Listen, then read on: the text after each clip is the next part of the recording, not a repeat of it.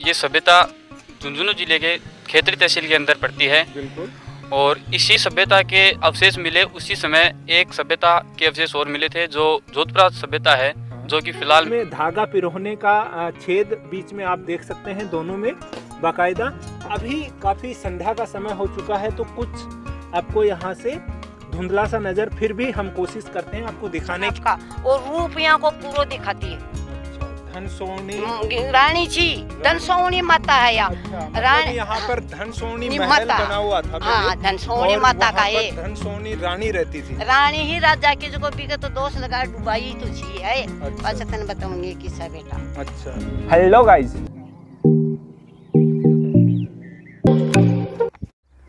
देखिए दोस्तों, मैं फिलहाल लोकेशन पर पहुंच चुका हूं।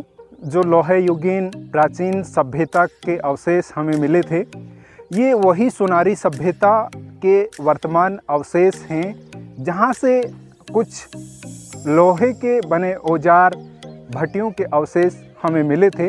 ऑन लोकेशन आ चुका हूं। जो जिस सोनारी सभ्यता की हम बात कर रहे थे, वही सभ्यता का ये खुदाई स्थल है। ये जो पठार आप देख रही हैं नज़दीक, ये कठा पठा जो क्षेत्र आपको दिख रहा है, ये वही सोनारी सभ्यता के अवशेष हैं। फिलहाल वर्तमान में यहाँ की लोकेशन की हम बात करें तो कोई अवशेष यहाँ पर नहीं है, किसी तरीके का कोई यहाँ पर लोहे का पात्र या मृत भांड कुछ भी नहीं है। लेकिन जो लोकेशन है वो आप देख सकते हैं। फिलहाल यहाँ पर कुछ युवा हमारे साथ में हैं, तो उनसे हम जानेंगे, क्योंकि ये आसपास के ही हैं, ये बेहतर बता पाएंगे इसके बारे में, कब खुदाई हुई, क्या क्या यहाँ पर अवशेष मिले हैं और वर्तमान में क्या स्थिति है। एक बार आप अपना नाम दर्शकों को बता दीजिए। मेरा नाम है प्रकाश चंद गुज्जर। हाँ, यहीं नज़दीक में मेरा गांव है हरिपुरा।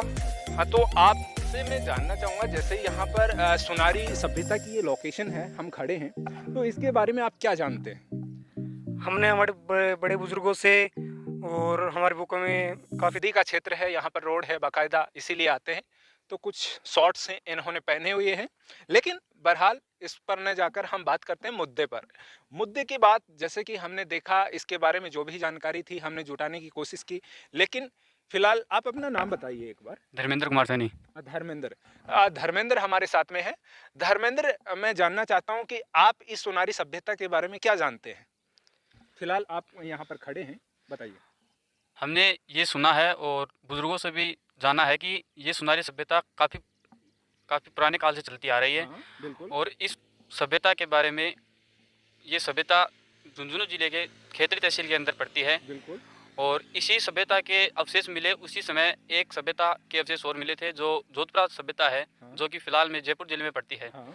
लेकिन इस उदयपुरवाटी ये खेतड़ी तहसील या फिर झुंझुनू जिले के जो भी युवा साथी कंपटीशन एग्जाम की तैयारी करते हैं, वो कई बार कंफ्यूज हो जाते हैं।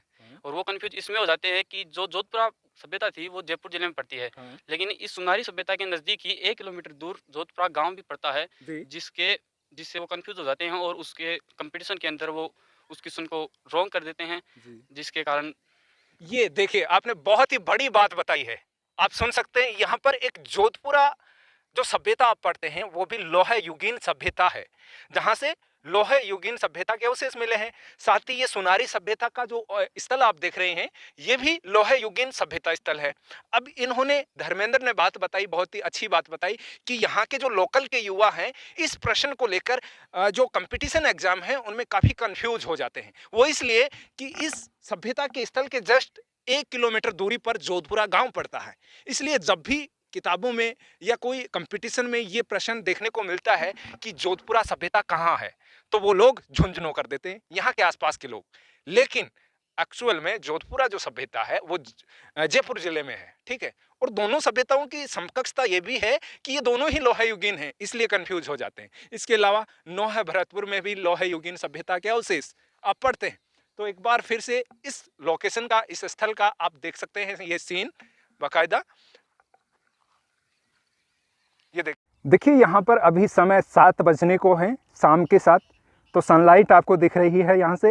ये जो पठार है इसके बीचों से एक तरफ तो ये जो सोनारी सभ्यता के जो अवशेष खोजे गए थे, जो भट्टियाँ मिली थी, इसी का ये पठार है। दूसरी ओर वो पहाड़ दिख रहा है, जो पहाड़ काफ़ी पीछे है, इसके बीच से ये सनलाइट का दृश्य। लेकिन जो सभ्यता स्थल है उसका ये पठार का जो आप भाग देख सकते हैं, रेतीला ये टीला, और इसी के बीच यहाँ पर ऐसे खुदाई हुई और इसके बाद जो अवशेष मिले थे वो पुरातत्व विभाग द्वारा यहाँ से ले जाकर पुरातात्विक जो संरक्षण स्थल हैं, संग्रहालय हैं, वहाँ पर रखे गए हैं।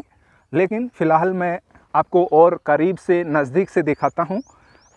और आपको मैं बता दूँ, फ़िलहाल यहाँ एक और बाउंड्री करके इसी के करीब यहाँ पर जैसे ही ये खुदाई स्थल यहाँ से देखिए ये पूरा होता है, इससे आगे का जो है पाट क्षेत्र है, बहाव क्षेत्र है कातली नदी का पूरा, और इसके यहाँ पर ये जो है शीशम के पेड़, कुछ अन्य पेड़ लगाए गए हैं और नर्सरी विभाग द्वारा, ये वन विभाग द्वारा यहाँ पर पेड़ पौधे लगाकर इस जो कातली नदी क्षेत्र है इसके संरक्षण के लिए ऐसा किया गया है, वनों की वृद्धि के लिए ऐसा किया गया है।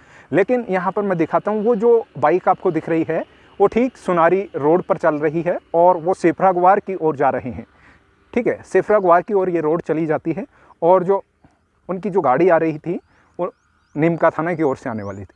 अब ये जो मेन लोकेशन है, यहाँ से सुनारी सभ्यता के जो अवशेष हैं वो मिले थे। ये बालू का पठार है विशेष रूप से। आजकल ये कुछ यहाँ पर करीब से देखने पर दोमट मिट्टी टाइप में हमें दिखाई देता है। ये देखिए बलुई रेतीली मिट्टी ये नज़र आती है और कुछ कटा फटा ये पठार इसका इस तरीके से यहाँ पर नज़र आता है। मैं यहाँ से ऊपर आपको लेकर चलता हूँ, ऊपर से किस तरीके से फिर कातली नदी का पूरा दृश्य मैं आपको दिखाऊंगा। तो यहाँ से हम चलते हैं इसके ऊपर और फिर मैं इस स्थल को बारीकी से इसको हम एक्सप्लोर करते हैं। देखिए मैं यहाँ पर चढ़कर इसी पठार के ऊपर आ चुका हूँ। ऊपर से आने पर ये एक समतल, कुछ कटी फटी यहाँ पर जगह हमें दिखती है। इस पठार के ऊपर जाने के बाद मैंने देखा कि एक बुजुर्ग महिला एक और बैठी हुई है, तो उसी के पास चलते हैं और इस सभ्यता स्थल के बारे में ज़्यादा जानकारी जुटाने की कोशिश करते हैं।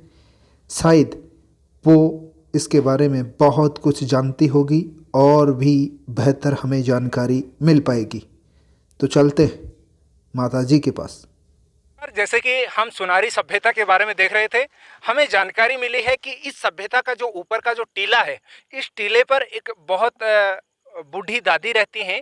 ये ज़्यादा जानकारी हमको दे पाएंगी और हमसे भी ज़्यादा ये जानती हैं। इनको पता है कि कहाँ से खुदाई स्थल था। और इसके अलावा यहाँ पर बेस्ट एक और बात मैं बताता हूँ वर्तमान की, कि फ़िलहाल यहाँ पर ये जो दादी जी रह रही हैं, इनका कहना है कि यहाँ पर एक प्राचीनतम माता की मूर्ति है और जो यहाँ ज़मीन में गड़ी हुई है, जो इनका कहना है कि मुझे दिखाई दी है और अब यहाँ पर उसकी खुदाई की जाएगी। उसके बाद जैसा उनका मंदिर भी बनाया जाएगा। लेकिन फ़िलहाल इन्होंने कहा कि यहाँ पर खुदाई की है हमने, देख सकते हैं आप, ये खुदाई स्थल आप देखिए, कुछ खोदा हुआ यहाँ का क्षेत्र आप देख सकते हैं। तो माताजी का कहना है कि हमारे यहाँ पर कुछ जो प्राचीनतम ये जो चक्की है, जो आटा पीसते थे हम हाथ से, उसके पार्ट यहाँ पर मिले हैं। आप देखिए इस स्थल पर ये पार्ट देखिए चक्की का, ये चक्की का पार्ट आप देखिए, ये बाकायदा आप देख सकते हैं किस तरीके से। और इसके अलावा एक ये टूटा हुआ कुछ इसी तरीके का ये ऊपर का चक्की का ही कुछ पार्ट आपको दिखने को मिल जाएगा। इसके अलावा यहाँ पर आइए मैं आपको दिखाता हूँ। इसके अलावा माताजी आप बताइए और क्या क्या यहाँ पर आपको देखने को मिला है जो विशेष और नई बात है।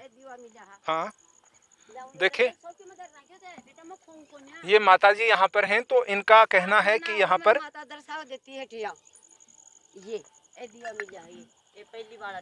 ये दीपक देखिए, पुराने दीपक आप देख सकते हैं बाकायदा। इनका कहना है माताजी का ये पुराने यहाँ से ये दीपक खोजे गए हैं और ये देखने में भी वास्तव में बहुत ही प्राचीन दिखते हैं। और इनका कहना है कि ये 2 मनके यहाँ से मिले हैं, आप देख सकते हैं। ये किस धातु से बने हुए हैं, गोल, ये फिर मिट्टी के बने हुए हैं या फिर नहीं पता किसी का बने रहे हैं। ये आप देख सकते हैं 2 इस तरीके के गोल गोल मनके टाइप में हैं, जिसमें बीचों बीच एक जैसे मनके जो होते हैं, मणिये जिसे हम यहाँ पर बोल देते हैं, माला जो पहनी जाती है, उस तरीके से इसमें धागा पिरोने का छेद बीच में आप देख सकते हैं दोनों में। बाकायदा। अभी काफ़ी संध्या का समय हो चुका है, तो कुछ आपको यहाँ से धुंधला सा नज़र, फिर भी हम कोशिश करते हैं आपको दिखाने की। और अब हम माताजी से बातचीत करते हैं। पहले आप माताजी अपना नाम बता दीजिए और उसके बाद में बताइए। नाम भैया मेरे तो मतलब माता जी कंपनी मेरा नाम रिसाल है। अच्छा। नया बात तो मैं दुर्गा माता की पूजा करती, हमारी माता ही कुल देवी जी। जो गाँव वाली पूजा करती। मैंने 25 साल होगा करता बैठे। तो मैंने या माता दी खड़ी दिवाई ना, तो मैं न्योरता करके न्योरता का दूसरे दिन ने पहली आसोज का न्योरता पाछे या घी मठे। मैंने या बहुत तंग करती। अस मैंने ये ठासू कढ़ा मेरा मंदिर बना, मैंने कढ़ा मैंने मंदिर बना। फिर मैं यहाँ रोबा लग जाती खूब, मेरे जी गली खूब गली। फिर मैं अठे बैठे जो देखवा लगी बालो जी कन क्यों अठे पत्थर सा मंडर लग गया। तो फिर मैंने यहाँ देखी कि तू बटे बालो जी की सेवा क्यों करती है। तो मेरा तो मंदिर यहाँ है, तो मेरा 7 फुट नीचे मंदिर है, तो इसको कौन काट है, इसको तू कड़ा। तो मेरे से कह सुनी श्रम जैसी लगाबा नहीं दे, और मेरा बच्चा ही छोटा फटबाड़ा बया हुआ है वे काट दे। और ये सया में यहाँ कराया था भाई ये मंदिर बन जाएगा, तो ये घूमने के लिए शाम हो जाएगी। बिल्कुल जगह चाहिए मंदिर में ये तो जिसके लिए मैं यहाँ बैठी हूँ, जाऊँ नहीं घर पे। अच्छा। समझ गया बात। तो आप देख सकते हैं ये जो माताजी हैं यहाँ पर सोनी रानी है ना, जिस या माता की पूजा करती है, या माता दुर्गा माता है या अंशा देव माता के ये नहीं बताती है आपका, और रूप यहाँ को पूरा दिखाती है। अच्छा, धनसोनी रानी जी धनसोनी माता है या। अच्छा, मतलब यहाँ पर धनसोनी महल बना हुआ था पहले। हाँ, धनसोनी माता का है। धनसोनी रानी रहती थी। रानी ही राजा की जो भी तो दोष लगा डुबाई तो छी है। अच्छा। तन बताऊंगी किस्सा बेटा। अच्छा, पूरा कहानी और किस्सा तो मेरी बाण बांका खेत है डूबियाडी, बड़ा लोगा ना पूछो ना बूढ़ा ने। हाँ। सबने पूछो इसका क्या हाल है। आप देखेंगे यहाँ से ये पूरा कातली नदी का बहाव क्षेत्र है, कातली नदी का पाट क्षेत्र है, और यहाँ दूर तक आप देख सकते हैं। फिलहाल वर्तमान में यहाँ पर बहुत गहरे गहरे खड्डे हैं, क्योंकि यहाँ से बजरी निकाली जाती थी, और इसके चलते ये जो इसका बहाव क्षेत्र है बहुत ही उबड़ खाबड़ कटा फटा हो गया है, जो आजकल बारिश में ये नदी में पानी यहाँ पर अक्सर देखने को मिलता ही नहीं है, क्योंकि इतनी बारिश आजकल नहीं होती है। और यहाँ से मैं दूर तक आपको दिखाता हूँ। ये जो यहाँ से आप देख सकते हैं ये दूसरी साइड है इसकी।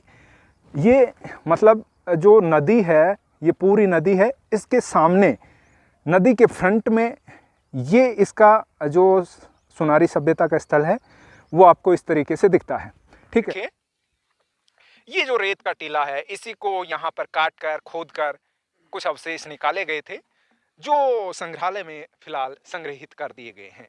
और एक तरफ ये नदी का पाट क्षेत्र है, जहाँ पर ये कातली नदी प्रवाहित होती हुई यहाँ से चूरू जिले की ओर जाती है, और उसके बाद अपने आप ये विलीन हो जाती है वहीं पर, क्योंकि ये किसी समुद्र या महासागर में नहीं गिरती, इसलिए यह अंतः प्रवाह की राजस्थान की सबसे लंबी नदी भी कही जाती है। इसका कुल बहाव क्षेत्र 100 किलोमीटर है। ये खंडेला की पहाड़ियों से सीकर जिले से निकलती है। फिलहाल के लिए इतना ही। उम्मीद करता हूँ ये वीडियो आपको बहुत पसंद आया होगा। नमस्कार।